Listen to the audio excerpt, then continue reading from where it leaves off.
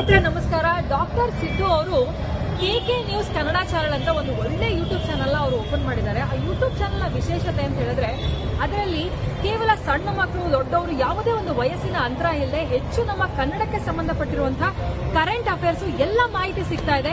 ದಯವಿಟ್ಟು ಹೆಚ್ಚಿನ ಸಂಖ್ಯೆಯಲ್ಲಿ, ಅದರಲ್ಲೂ ನನ್ನ ಯುವ ಸ್ನೇಹಿತರು ಹೆಚ್ಚಿನ ಸಂಖ್ಯೆಯಲ್ಲಿ ಯೂಟ್ಯೂಬ್ ಚಾನೆಲ್ ನ ಸಬ್ಸ್ಕ್ರೈಬ್ ಆಗಿ ಫಾಲೋ ಮಾಡಿ ಹೆಚ್ಚು ಕನ್ನಡ ಪರ ಜ್ಞಾನವನ್ನ ಬೆಳೆಸ್ಕೊಳ್ಳಿ ಅಂತ ಹೇಳೋದಕ್ಕೆ ಇಷ್ಟಪಡ್ತೀನಿ. ನಾನು ನಿಮ್ಮ ನಿರೂಪಕಿ